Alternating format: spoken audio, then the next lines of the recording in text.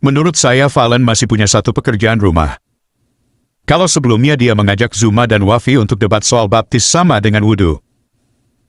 Pekerjaan rumah Valen kali ini adalah menantang Ustadz Ipung dan Bang Kay untuk berdebat masalah yang sama. Assalamualaikum warahmatullahi wabarakatuh. Berjumpa lagi dengan saya, Jadid HMC ya, channel yang mengedukasi dan menghibur.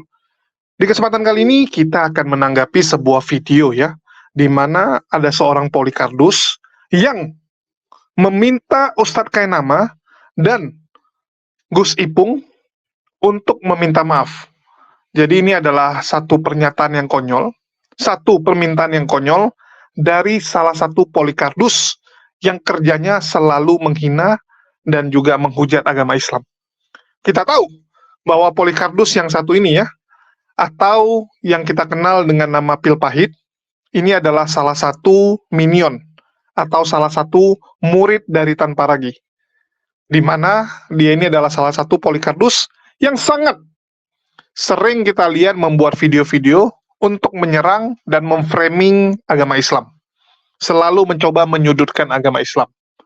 Dan kali ini dia menggunakan konflik yang terjadi kemarin, di mana kita tahu di internal Islam ya, di internal para mujahidin muslim sempat terjadi konflik atau beda pendapat, di mana konflik tersebut sudah selesai, dan tentu saja hal ini tidak menyenangkan bagi para Polikardus-Polikardus. Bagi mereka, Islam itu harus ribut terus, karena mereka nggak terima. Ya, mereka tidak terima kenapa hanya di antara para Polikardus-Polikardus ini yang terus-terusan berantem. Mereka juga ingin di pihak Muslim terjadi hal yang sama. Mereka tidak ingin hanya di pihak mereka lah yang setiap hari sesama mereka berantem. Bahkan kita tahu ya, mereka sering menuduh Muslim yang mengadu domba internal pihak kekristenan. Bahkan saya ya, itu sempat dikatakan bahwa kalau HMC ini adalah rajanya setan, karena kerjanya mengadu domba orang-orang Kristen. Kita tahu 3 tahun yang lalu, pertama sekali konflik antara Oneness dan juga Unitarian melawan Trinitas itu muncul di channel HMC. Saya dianggap sebagai biang kerok yang mempopulerkan ajaran-ajaran bidat dan juga mengadu domba para Polikardus-Polikardus Kristen. Tentu saja kita bisa melihat hasilnya sampai sekarang ya, di mana sampai sekarang mereka masih ribut, bahkan makin hari makin besar. Jelas-jelas mereka ribut itu bukan karena ada yang ngadu ataupun ada yang provokasi, tetapi pada dasarnya ini adalah kutuk ya, kutuk perpecahan yang sudah ada dari zaman dulu. Dari pertama sekali kekristenan berdiri, saat doktrin Trinitas disahkan, itu sudah terjadi perpecahan. Orang dibunuh hanya untuk menguatkan iman kalian, hanya untuk menguatkan doktrin yang kalian pegang. Berapa banyak korban jiwa? Kita tahu, hasil konsili Nisea itu membuat banyak sekali nyawa hilang. Banyak sekali anak-anak yang kehilangan orang tua untuk mensahkan hasil doktrin tersebut. Dan kutuk itu turun. Ya, ini menurut pandangan saya. Sekali lagi, ini menurut pandangan saya ya. Kutukan itu turun. Benih perpecahan, pemberontakan terus terjadi. Kita bisa lihat bagaimana saat Protestan terbentuk, terjadi perang antara Katolik dan Protestan, dan perang tersebut mengakibatkan banyak sekali orang-orang yang jatuh sebagai korban. Dan ini terus. Kalau sekarang, mungkin ributnya udah nggak pakai senjata, karena memang nggak pegang senjata. Tapi saya yakin nih, kalau Pak Bom-Bom sedang pegang senjata, bertemu dengan Paul Jang, yang pegang senjata juga, mereka akan baku hantam. Mereka akan saling ya, melenyapkan satu sama lain. Begitu juga dengan yang lain. Kita bisa lihat bahwa pengajaran Oneness itu makin kencang sekali. Mikana, waduh, yang dulunya berteman, memanggil Sob Katul sebagai kakak. Sekarang Sob Katul kalau ketemu Mikana, salah-salah Mikana itu ditebas. Tebas lehermu kan. seperti yang sering diucapkan oleh Sobkatul kepada orang-orang lain, termasuk pendeta HTD yang jelas-jelas juga berpemahaman sama seperti Mikana. Nah, jadi mereka nggak terima, internal mereka terus yang selalu ribut sesama. Untuk itu mereka sangat pingin, sangat bahagia untuk melihat konflik sesama Muslim. Tetapi sayang disayang, sangat sayang disayang. Di Islam kita punya semangat yang namanya tabayun. Kita punya yang namanya tabayun, teman-teman. Beda, ya, beda dengan orang-orang di luar Islam. Di Islam panduannya lengkap. Bahkan saat berkonflik pun kita punya tuntunan bagaimana menyelesaikan konflik tersebut.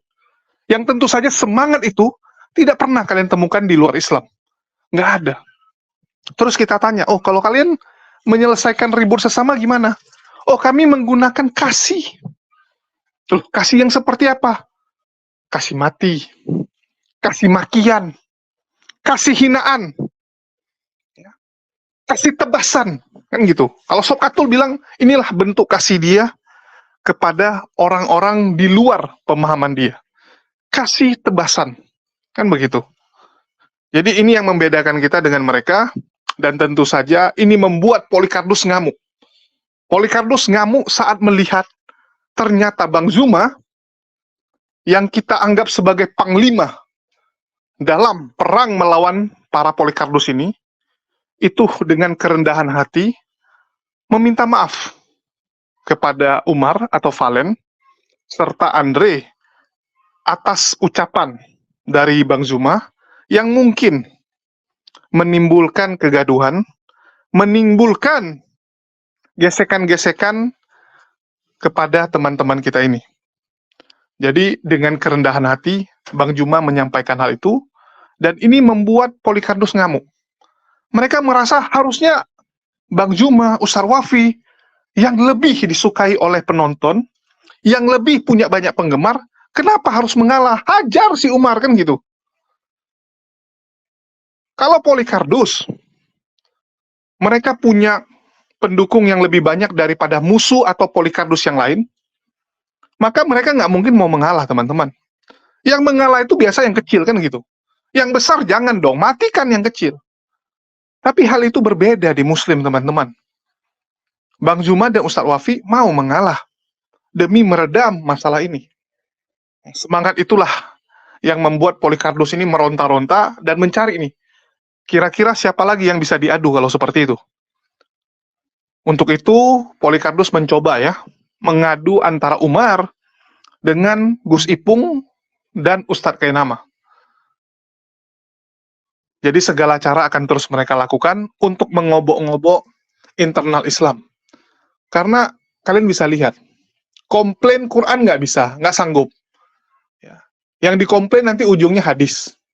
Mereka bawa hadis-hadis doif. Terus yang kedua, pribadi Nabi. Itu yang paling sering dihina-hina sama mereka. Yang diserang pribadi Nabinya. Atau pribadi pendebat. Kan seperti itu. Pribadi pendebatnya. Tapi itu juga nggak laku. Juga nggak laku. Sekarang yang mereka lakukan apa? Coba bikin konflik. Coba bikin konflik. Seperti apa upaya mereka? Coba kita saksikan sebentar ya. Ini dari Pil Pahit, salah satu Polycarpus, muridnya tanpa ragi. Kembali kita akan membahas soal polemik antara polemikus Muslim soal baptis sama dengan wudhu. Kali ini kita akan mendengarkan kabar baik, di mana Zuma dan Wafi yang sebelumnya menyamakan baptis dengan wudhu, kali ini harus takluk pada kebenaran yang dibawakan oleh Umar alias Valen, yang menolak menyamakan wudhu dengan baptis. Berikut ini adalah video permintaan maaf Zuma dan juga Wafi. Ya, Dek ya. Jadi saya rasa tidak ada masalah lagi tidak perlu diperpanjang lebar. Ya cukuplah. Kemudian yang kemarin-kemarin itu saya Bang Zuma nih, abangmu nih, Bang Valen, saudaramu, minta maaf yang sebesar-besarnya dan berterima kasih yang sedalam-dalamnya karena ilmu yang antum berikan sama saya itu insya Allah akan saya bawa sampai mati. Ya, begitu juga kalau ada kehilapan ke depannya saya lakukan, tolong saya diingatkan lagi kembali, tidak perlu yang kayak gini-gini. Seperti itu. Kurang lebihnya saya mohon maaf, dan dengan segala kekurangan saya mohon maaf sebesar-besarnya kalau pernah saya mengkritik antum semua karena kapasitas saya masih belum sempurna, dan di live ini saya paling muda teman-teman. Jadi wajar lah kalau saya yang paling tengil, itu tidak apa-apa lah ya. Saya paling muda. Kita sudah saksikan bersama bagaimana Zuma dan Wafi akhirnya minta maaf. Untuk itu kita harus acungi jempol, karena sangat sulit untuk mengakui kesalahan apalagi kamu sudah terlanjur diagungkan orang dan cukup terkenal. Tadi kita lihat bagaimana Zuma dan Wafi minta maaf, artinya pernyataan mereka tentang baptis sama dengan wudhu tentunya salah, buktinya mereka minta maaf. Dan kalau mereka sudah minta maaf artinya mereka tidak setuju menyamakan baptis dengan wudhu. Menurut saya Valen masih punya satu pekerjaan rumah. Kalau sebelumnya dia mengajak Zuma dan Wafi untuk debat soal baptis sama dengan wudhu, pekerjaan rumah Valen kali ini adalah menantang Ustadz Ipung dan Bang Kay untuk berdebat masalah yang sama. Karena yang mencetuskan ide ini pertama kali adalah mereka berdua. Menurut saya Valen harus meluruskan juga sesat pikir dari kedua orang ini, sama seperti yang dia lakukan pada Zuma dan Wafi. Berikut ini adalah pernyataan Ustadz Ipung dan Bang Kay soal baptis sama dengan wudhu. Ya, memicu ada orang berkomentar kepada saya. Iya. Loh, Yesus itu dibaptis. Oh, Kenapa Anda tidak dibaptis katanya? Iya. Saya jawab, Ustaz. Iya. Loh, saya ini dibaptis setiap hari. Minimal 5 kali sehari. iya, iya, Minimal 5 kali sehari. iya, iya. Berikut pernyataan Bang Zuma. Umat Islam 5 kali minimal dalam sehari semalam mereka dibaptis. Iya. Saya jawab, Ustaz. Iya. Loh, saya ini dibaptis setiap hari. Minimal 5 kali sehari. Iya, iya, Minimal 5 kali sehari. iya, iya, Itu baptis yang rutin, Ustaz. iya, betul. Belum lagi baptis yang sunnah. Iya, betul. Bersama dua para tuan guru, Iya. kami persilakan. Syukran kasiran. Bismillahirrahmanirrahim. Pemirsa Sofia dimanapun Anda berada, serta muslimin wal muslimah rahimahullah dan saudaraku, para pemirsa mungkin yang dari saudaraku tersayang Kristen dan Katolik. Begini, banyak sekali memang ketika berhadapan dengan saudara Kristen mereka bilang, kamu ikutin semua. Tidak, bohong. Kenapa? Kamu tidak dibaptis. Karena yang utamanya itu dibaptis. Begini, Ustaz boleh minta tolong internet? Boleh. Google kosong. Strong Concordance G971. Strong info. Klik ya. Strong definition. Ya. Itu di bahasa Indonesia kan juga. Oh ya, saya copy paste ya. Iya. Baptizo dari turunan G911. Iya. Untuk membenamkan, menenggelamkan, Iya. untuk membuat ini well made, Iya. yaitu benar-benar basah. Hanya digunakan Ya, dalam perjanjian baru untuk upacara wudhu, terutama secara teknis tata cara baptisan Kristen, baptis basuh. ya. Jadi yang namanya baptiso itu dipakai ketika ada orang Kristen bilang di Islam, di percik, itu hanya pada perjanjian baru. Arti sesungguhnya adalah wudhu. Kita sudah dengarkan bersama bagaimana Bang Kay dan Ustadz Ipung katakan bahwa mereka adalah pengikut Yesus karena melakukan apa yang Yesus perintahkan, bahkan sampai pada baptis. Jadi dalam pernyataan Bang Kay dan Ipung Atria, mereka sedang menyamakan baptis sama dengan wudhu. Semoga Valen tetap konsisten, supaya mengajak Bang Kay untuk berdebat soal masalah ini. Saya itu ingin meminta kita sebagai umat Islam, ya, kita loh umat Islam, saya ngomong diri saya sendiri ya, saya mohon gunakanlah istilah-istilah Islam kita, gunakanlah akidah kita, gunakanlah syariat kita, baik itu kita mau menyampaikan satu kajian, baik itu kita mau berdialog dengan lawan kita, gunakan istilah-istilah Islam ya. Makanya kemarin saya bertanya kepada Majelis Ulama Indonesia Pusat Jatim terkait masalah sesuatu yang tidak identik dengan kasanah kultur budaya Islam bahkan di dalam syariat akidah. Tolong jangan berlebihan. Nah, pesan itu disampaikan kepada Bapak Nurkolis Majid dan saya juga harus menyampaikan kepada semua kita sebagai umat Islam Ayo mari kita gunakan istilah-istilah Islam gitu loh. Mari kita tegakkan syariat Islam. Memicu ada orang berkomentar kepada saya, Iya. loh Yesus itu dibaptis, Oh, kenapa Anda tidak dibaptis katanya? Iya. Saya jawab, Ustaz, Iya. loh saya ini dibaptis setiap hari, minimal 5 kali sehari. iya, iya, Minimal 5 kali sehari. iya, iya, Itu baptis yang rutin, Ustaz. iya, betul. Belum lagi baptis yang sunnah. Iya, betul. Kita akan tunggu apakah Bangke atau Ibu Matria akan minta maaf seperti Zuma dan Wafi. Atau tetap mempertahankan ilmu cocokmologinya yang sudah buat chaos. Oke teman-teman, demikian tanggapan kita terhadap pernyataan polemikus Muslim. Semoga menambah informasi teman-teman. Terima kasih untuk dukungannya. Tuhan Yesus memberkati. Sekali lagi nama saya Kainama, saya biasa dipanggil Kay. Teman-teman sudah saksikan ya. Jadi seperti itulah upaya dari pil pahit mengadu domba kita. Yang jelas-jelas ya, saya mau tegaskan di sini dan kalian garis bawahi. Ucapan maaf dari Bang Zuma dan Ustadz Wafi ini sudah jelas-jelas ya. Bukan ucapan maaf karena Bang Zuma melakukan satu keliruan yang besar. Kesalahan yang besar dengan menyamakan wudhu dan baptis. Dari awal semua umat muslim tahu tidak mungkin wudhu itu ya, tidak mungkin wudhu itu bisa disetarakan atau tidak mungkin wudhu itu pantas untuk berdiri sejajar dengan yang namanya baptis. Baptis itu cuman sekali seumur hidup, sedangkan wudhu itu setiap hari. Beda kelasnya, teman-teman. Beda kelasnya. Apa hebatnya melakukan baptis? Coba saya tanya. Cuman ditenggelamkan sekali selesai dan hanya sekali seumur hidup. Kecuali ada yang nggak ada kerjaan ya. Pindah gereja, baptis lagi. Pindah gereja, baptis lagi. Itu pun pendetanya bilang orang gila, nggak ada kerjaan. Kalau formulanya sudah benar, ngapain lagi? Kalian dari Katolik pindah ke gereja Reform, kalian nggak perlu baptis ulang. Wudhu setiap hari, teman-teman. Wudhu setiap hari. Beda kelas dong. Ya, beda kelas, jangan sama-samakan. Umat muslim, itu semua tahu. Tetapi kita tahu jawaban dari Bang Zuma, ya, itu dalam narasi menjawab Polikardus yang sok-sok membanggakan baptisan mereka. Nggak ada apa-apanya baptisan mereka. Kita kasih perumpamaan yang mirip-mirip, yaitu masalah mensucikan diri dan menggunakan media air. Hanya itu persamaannya. Selebihnya ya jauh. Jauh sekali, tidak sama. Disinilah kita bisa beda kualitas muslim dan orang kafir ya. Orang muslim, ya, umat muslim itu nggak pernah gengsi untuk meminta maaf kalau hal tersebut bisa membuat hubungan persaudaraan kita kembali menjadi baik. Dengan permintaan maaf kita bisa mencairkan suasana yang sebelumnya tegang. Kita tidak akan pernah gengsi untuk melakukan hal itu.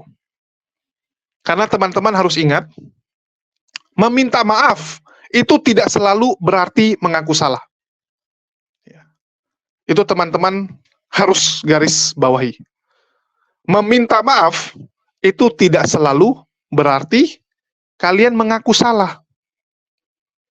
Kita hanya meminta maaf karena karena telah membuat orang tersebut tersakiti oleh sikap kita. Dalam hal ini, pernyataan Bang Zuma mungkin ya, tanpa disadari Bang Zuma itu telah menyakiti hati dari Valen atau Umar serta Andre. Ya.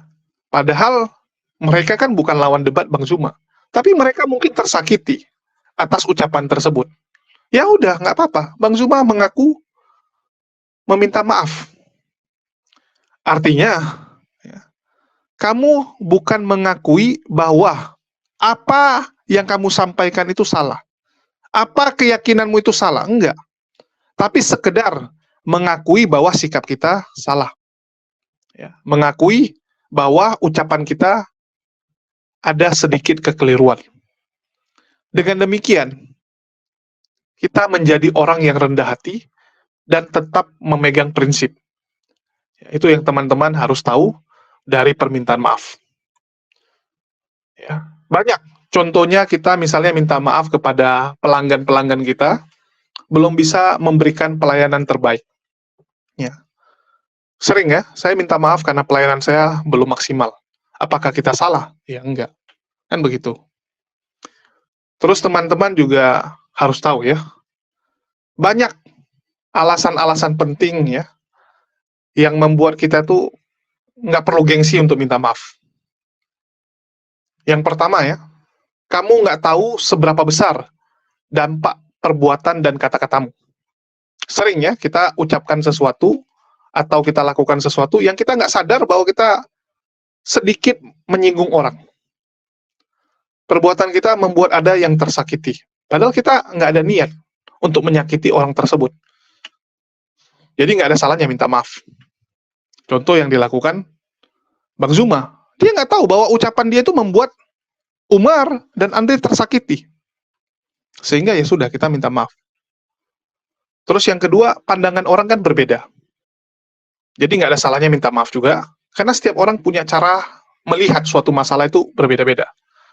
Umar dengan gayanya mengatakan, oh, ya dengan stylenya Umar, dengan prinsipnya Umar, dia menyatakan tidak boleh sedikit pun menyamakan istilah-istilah di Islam dan Kristen. Nggak boleh.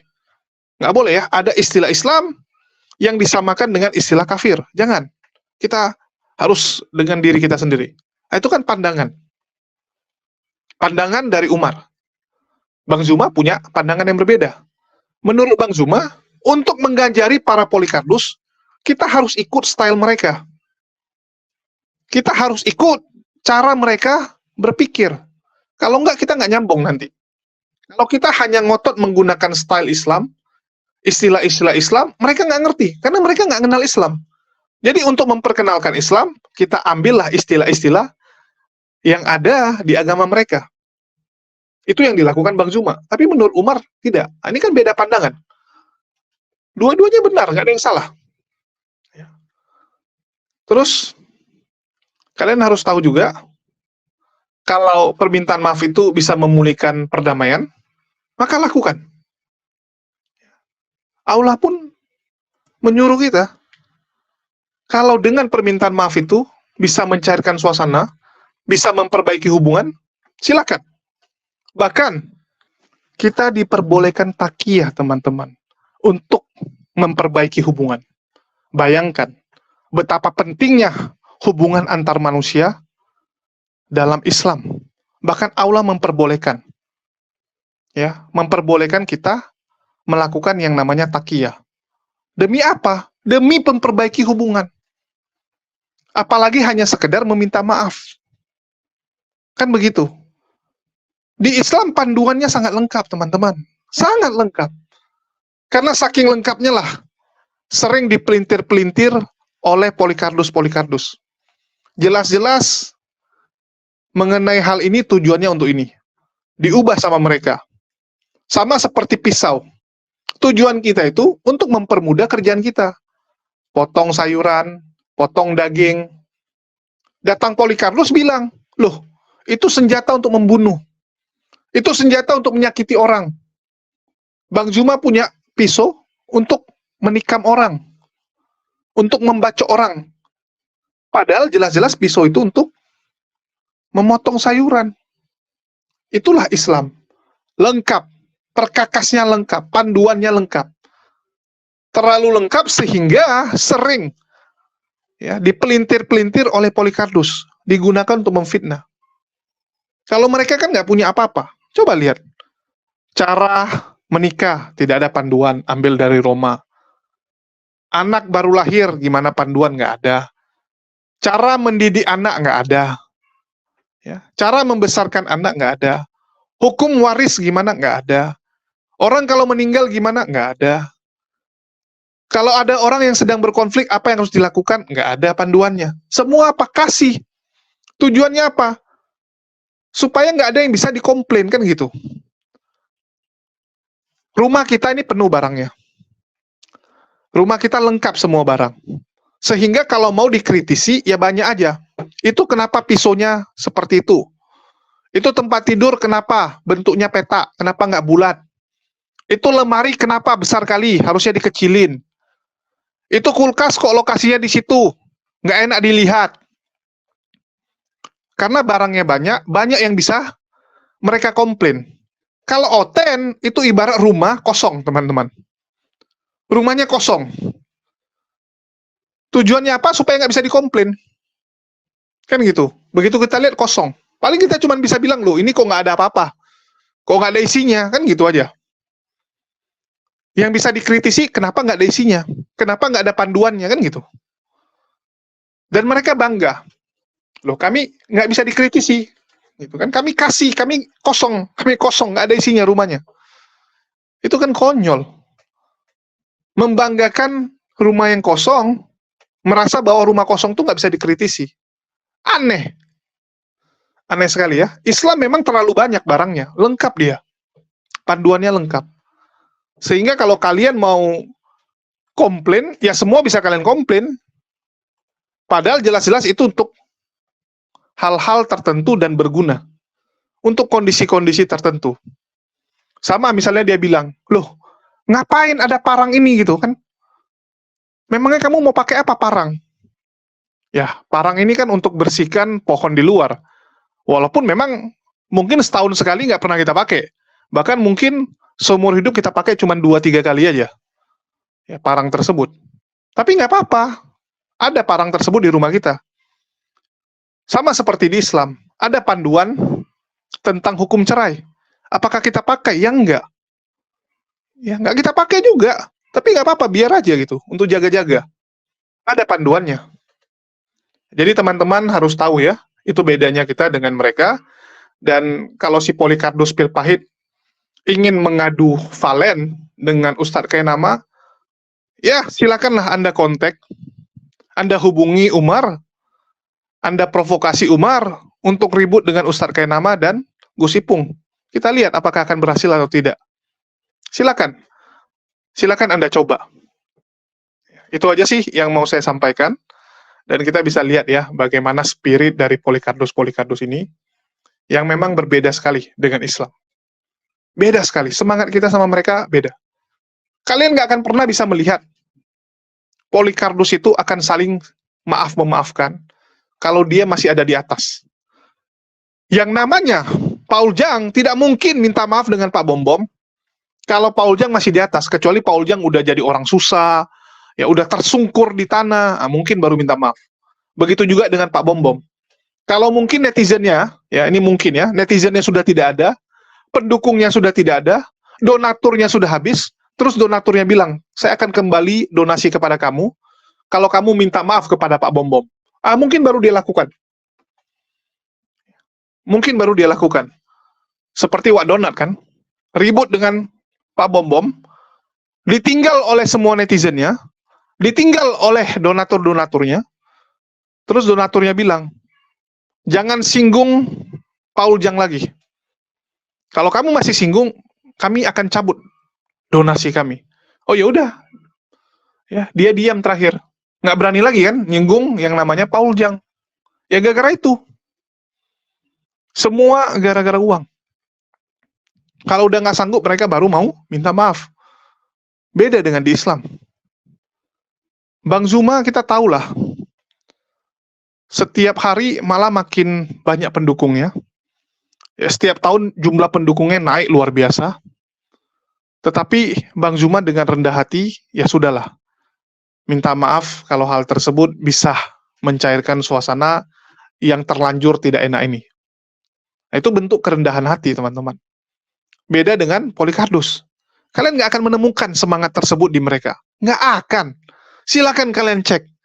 Ada nggak Polycarpus yang konflik, terus bisa saling maaf-memaafkan? Nggak ada. Paling ya udahlah, saling mendiami. Yang sebelumnya misalnya King David sama Sokatu ribut. Ya udah saling diam.